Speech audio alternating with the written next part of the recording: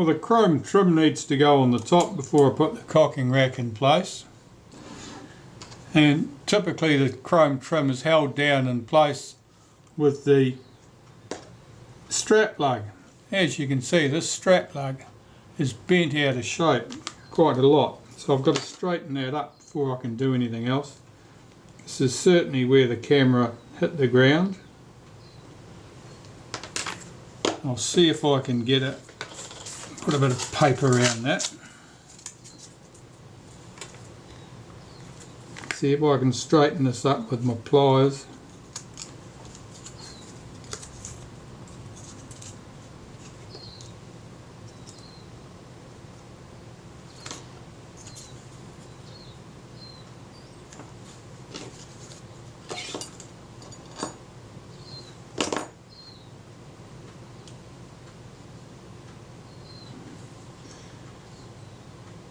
Oh, that doesn't look too bad for a first attempt. Let's get that on the camera and see how it looks. It's still got a bit of a twist in it, but it's 90% of the way to straight.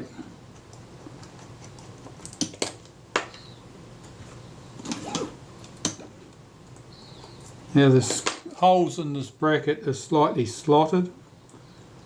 I've found from experience that if I push the bracket towards the end of the camera as far as it will go, right against the screw heads for practical purposes, that is about the right position for it to be.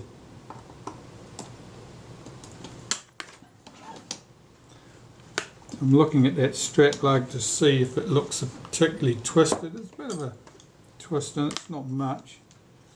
Let's see if I can give that a little adjust.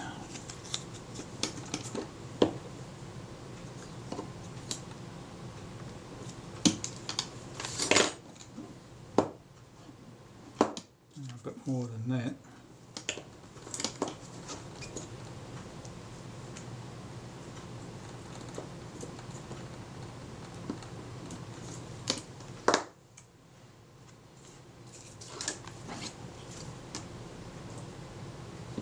That'll do nicely.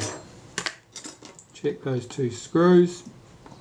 Yes, they haven't worked their way loose. I'll just run that rubber band around the end there now. And the shutter cocking rack. That's what we need next. As I mentioned earlier, the tab on the end of this shutter cocking rack is bent down. I'm not sure why. I'm going to square that up. I'm being somewhat cautious. I don't want to snap the damn thing off.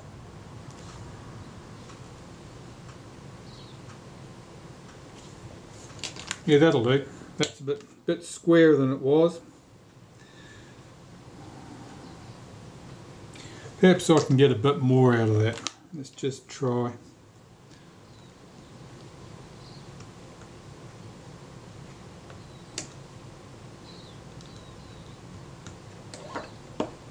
That's better. Yeah, into the body.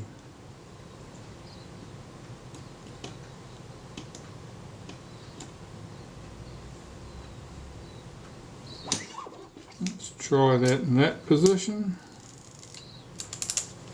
That moves fine. I'll see if I can move that one tooth further forward and still have it work correctly. No.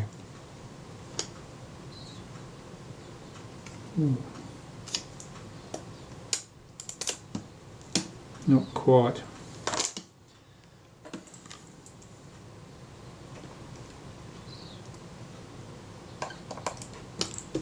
Let's take that back then, where it came from, which was right there.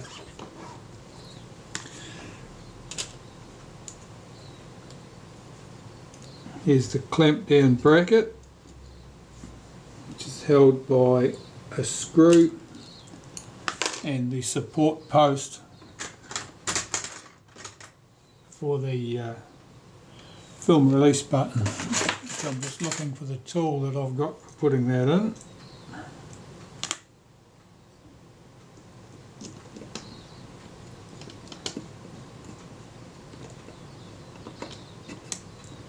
That's just a modified screwdriver. It's been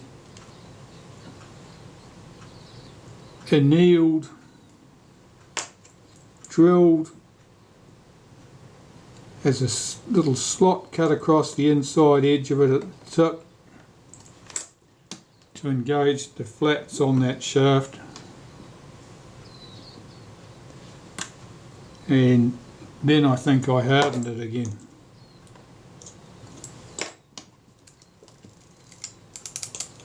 That moves smoothly, and I do not have the spacing washer that was shim that was under there originally, so it obviously doesn't need one now.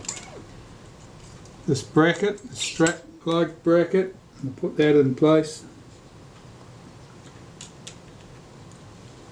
Now one of the screws for this actually holds the meter in position, and I'm not putting the meter in yet, so we'll just put the screw in by itself.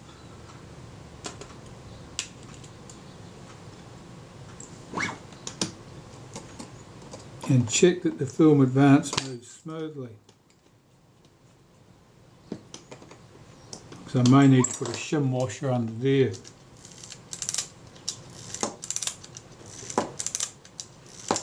That action's nice and smooth, that's all good. So there's no problem with our film advance. The shutter cocking action should be good based on what I see there. Which in this case brings us round to servicing the shutter on this particular camera, because the body is at the stage now where the shutter is probably the next thing to do.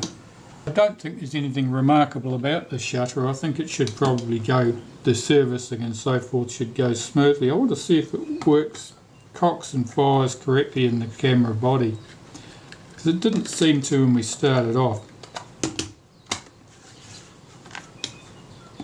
It will just start it there, and I'll adjust the timing as I need to.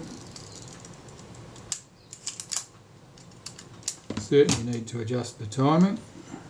Just adjusting the timing of the curved rack relative to that gear on the front of that transfer shaft. Just advance that another tooth and see how that where that gets us to. No, that didn't cock it. Let's try another one.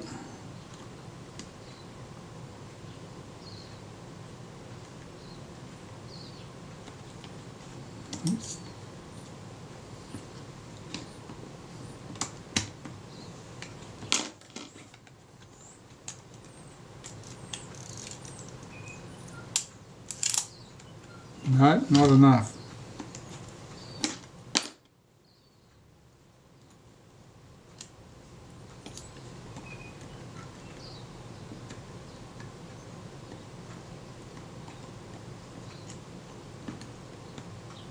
That gear doesn't want to mesh nicely. I'm not sure what's going on there. Let's try that. This time. Yeah. So the shutter certainly functions, which means there's no serious problem with the shutter. It's just going to benefit from a service since it's here. That's what it's going to get. I'll put the body to one side. I can have a look at the shutter now. So I'll just start by removing the rear group.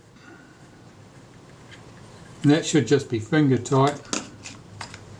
I've removed the rear retainer ring. I'll take the spacer shims off.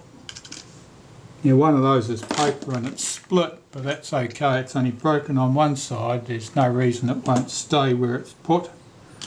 I'll take the front group off. We've got the shutter itself here now. I'll slacken off this screw. That's the clamp for the flash contact. Just slacken that off part of a turn. There's 3 screws hold the casing on here, the outer casing.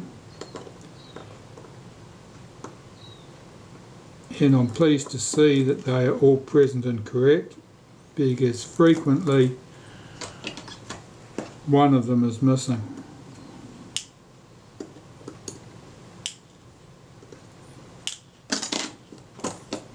that off. So we have our curved rack and the pusher, the piece that the curved rack pushes, and that in turn pushes the cocking arm here on the shutter to cock it. That shutter looks in good order. That should be, it would probably be fine in the state it is at the moment, but it's certainly servicing it will not cause it any harm. So I'll remove the screw from the retainer ring on the front of the shutter. Now I want to use a toothpick to unscrew that retainer ring, because if you use a metal tool there's a high likelihood you'll slip off and scratch something and make a mess. And you don't want to make a mess. Okay, so we've got everything off there. That's the shutter speed settings cam plate missing. This little latch here, that's interesting. That stops you being able to depress the shutter if the shutter's not actually cocked. Stops you being able to depress the shutter release. We'll just take the shutter release off there. Take this internal rack out. Take that little pinion out. I'll unhook the main spring, and I note that that's a good main spring. There's plenty of tension on that. Remove the main cam.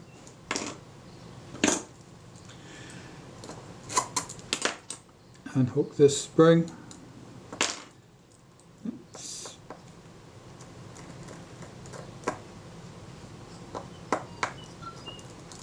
I'll have a close look at that spring. It looks like it's got a bit of extra shape to it, which means that somebody may have adjusted it. Yeah, certainly have. Somebody's adjusted that to give it a little bit more spring tension. Take that off. Take moving flash contact off. Take that component out.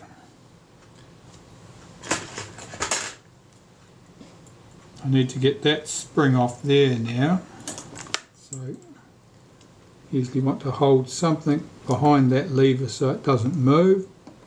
And I can pick up that spring, pull it forward and unhook it without having to stretch the spring a long way. You don't want to be stretching springs out further than you need to. It'll damage them.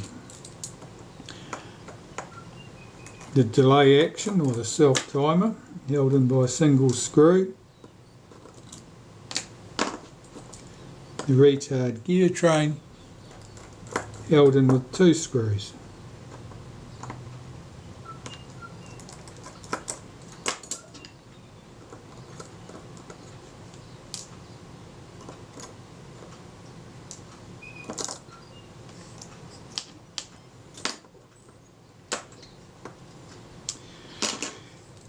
Right, take the screw out here.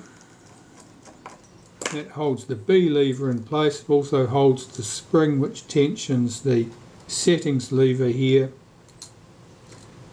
Take the B lever off. There's a spring that returns the B lever there. We'll take that off. Put that carefully over there where it won't get lost, hopefully. There's one more fine spring here. I'm just going to hold a toothpick over the centre so it can't get away, and unhook it and carefully pick it up and lift it off. That's everything loose from the front of the shutter. We have 3 screws holding the aperture settings lever at the back here, so we'll just unscrew those. I wouldn't be surprised if this shutter has been serviced in recent times, because it looks fairly clean and tidy, not much evidence of oil.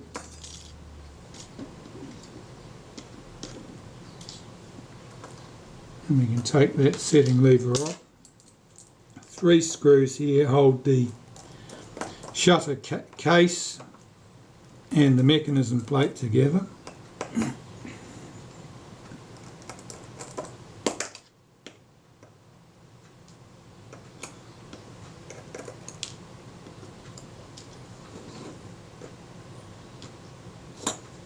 Here we go.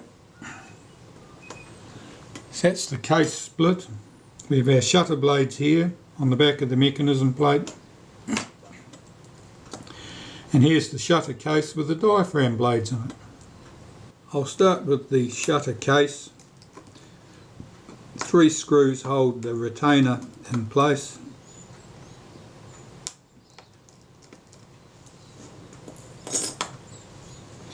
And just tip it out.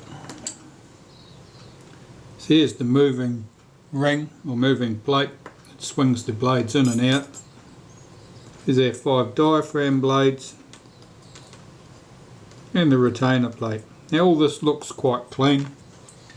This shutter, as I say, probably worked fine and would have remained working fine for some time to come. But it certainly benefit from having a service regardless. Now the mechanism plate. We've got our 5 shutter blades.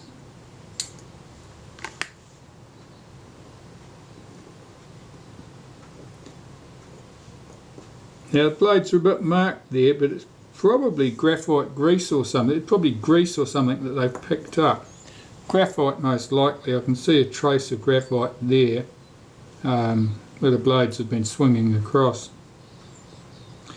There's certainly no problem with that, and the shutter appeared to work quite well, so that's there. Well, the mechanism plate itself, I'll take this apart. There are 3 screws that hold the lens tube in place. One also holds the bracket for the main spring, and that screw is longer than the other 2, which is important to note when you're putting it back together, because if you put a short screw where a long screw should be, you will probably end up stripping the threads out of the plate. And if you put a long screw where a short screw should be, it'll stick through the other side of the plate and catch on the shutter blades. So the shutter there is all stripped down and ready to be cleaned and reassembled.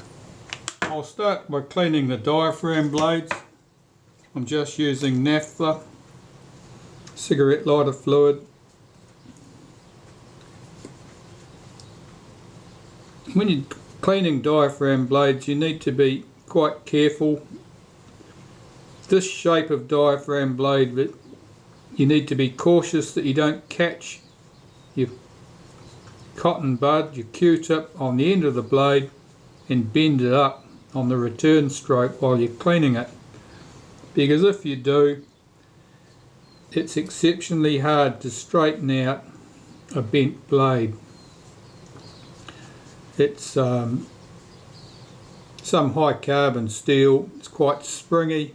Once it takes a set, it doesn't want to change shape again easily, and it certainly doesn't want to change into the shape you would prefer it to be.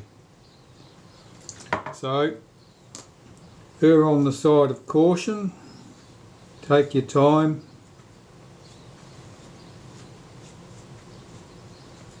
If you clean away from you towards that tip and lift the cotton bud before you return it, you're less likely to catch it on the end of the blade and damage anything. These blades are all very clean. There's virtually nothing coming off here. You can see that I really haven't got any staining on that blade, that cotton bud at all. That's uncommon. More commonly with an old camera you will find that the blades are dirty, and in particular that they'll be oily. They'll have a film of oil on them that has effectively sweated out from the focus helical typically. So I'll clean this retainer plate.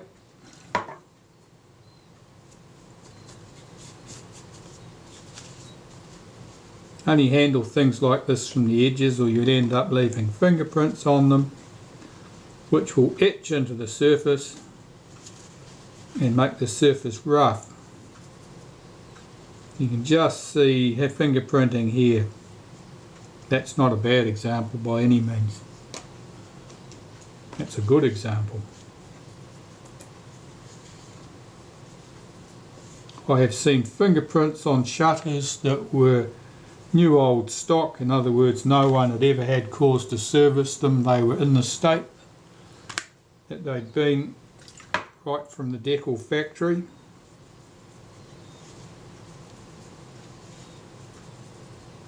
And I can remember one case exactly like that, where part of the shutter had fingerprints in it, and I don't remember whether it was the mechanism plate or the diaphragm, but the other one didn't.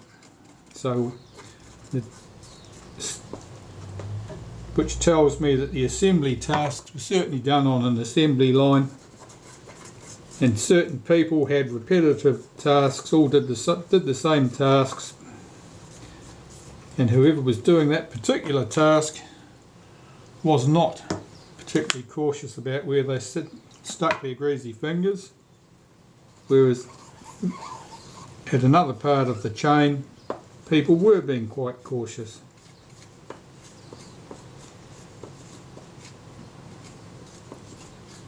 So I've got no idea how many people would have been involved on the production line putting shutters together, but given the number of operations involved in even assembling the shutters from manufactured parts, there could have been a few people, as the task was broken up into convenient lumps.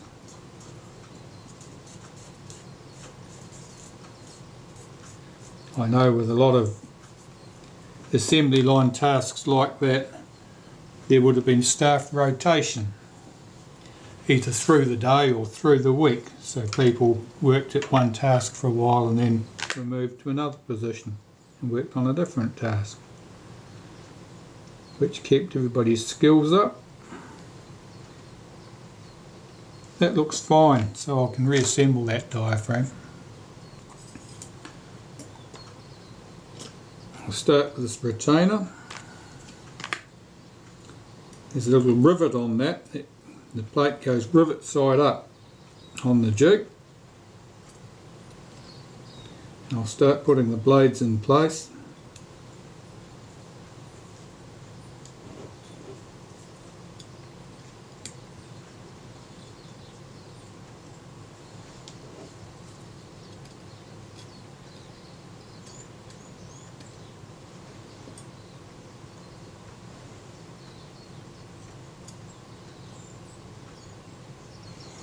I find it handy to have a toothpick to help me manipulate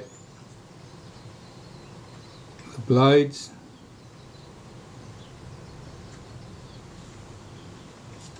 Getting everything in position. There's the fifth blade. Now I've got to swing the first blade back over the top without dislodging it from its own pivot. Like that, like that, like that.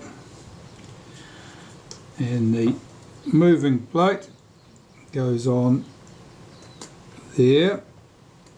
Get that seated over those rivets.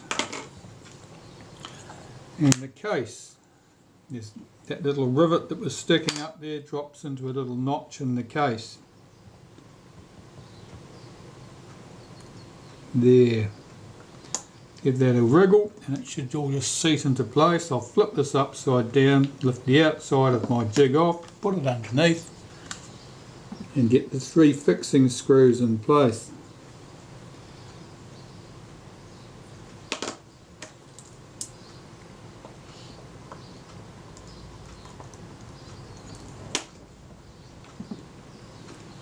The screws are quite short, they're only going into aluminium, it's quite soft.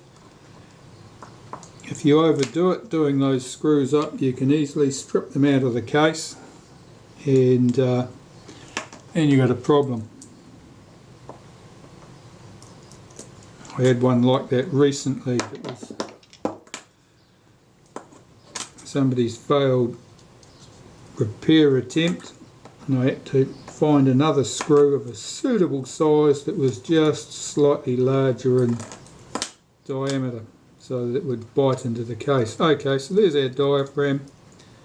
That's in the case, it's all clean and tidy. I'm checking the feel of that. It moves smoothly enough. I wouldn't say it was exactly free running. I'm going to put a little bit of graphite powder in there and work that backwards and forwards.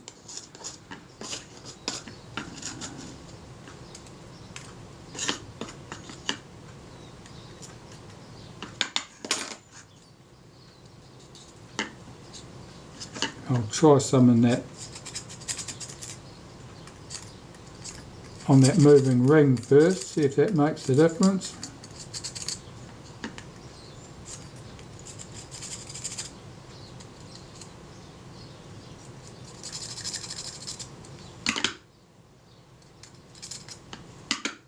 That seems to be running smoothly. I'll just blow that excess powder out. I want no loose powder in there. That seems to move more freely now. That should be good. So that's our case done. I'll just check those screws, make sure I did nip those up. Pretty confident I did. That's that part done. Mechanism plate. This needs to be cleaned. Again, I'll be cleaning it with naphtha. And the main thing here is to make sure that there are no traces of oil or grease on there. There's certainly some dirty marks coming off there, which suggests that there was something of that nature on there.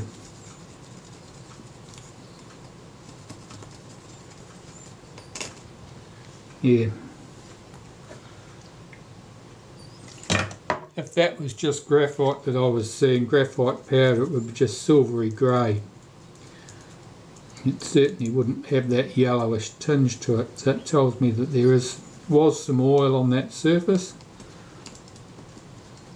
And on this surface there's graphite grease that's been used on the various lubrication points, so that's why this is coming off quite dirty. I want to make sure I get this completely clean.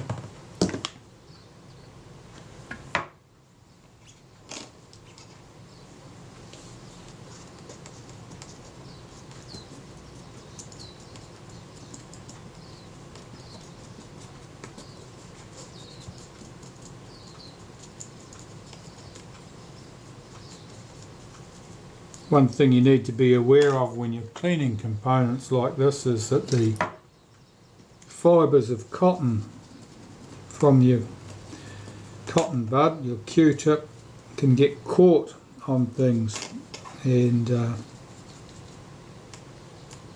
prevent levers from moving as freely as they should. So you've always got to inspect things to make sure that they are clean.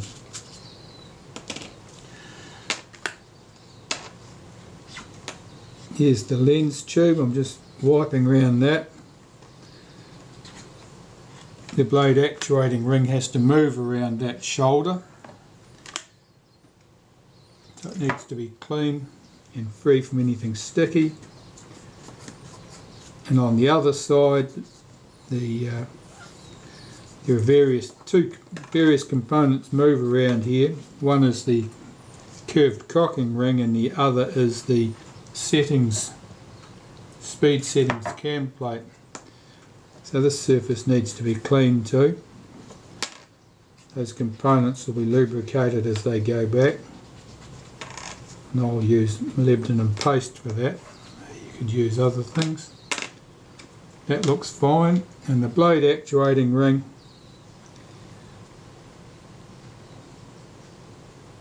you may find that this has been lubricated with graphite grease.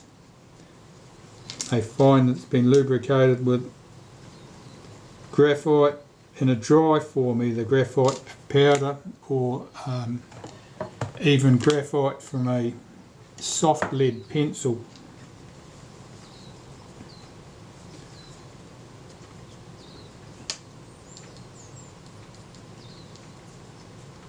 This is quite clean as these things go. It's worth cleaning this surface quite well, because if there was any contaminants like oil or grease around those rivets, then it would transfer to the shutter blades. Okay, so that looks good. That means the mechanism plate I can put back together. That's our detent spring there.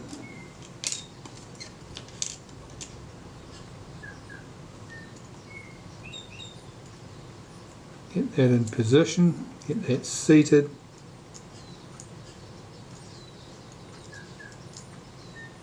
Swing the detent spring into position. Whoops. And the lens tube goes on there, and it goes on in one position. You've got to make sure we haven't got anything trapped underneath it that shouldn't be. That looks right. And about 3 screws. 2 of the short ones. Short ones go there.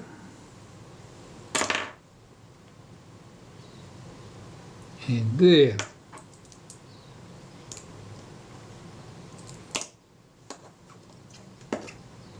Put our spring post on there, and the long screw goes through in that position. Now there's not much in that, it's probably 1/4 of a millimetre, something like that.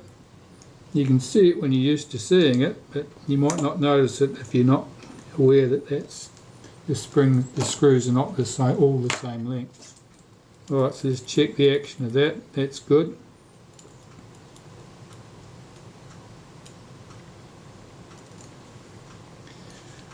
That detent spring looks a little bit odd in its shape. I'm just considering that. Seems to work positively enough. I think we'll leave well enough alone here. Right, I want to lubricate this with a bit of graphite powder.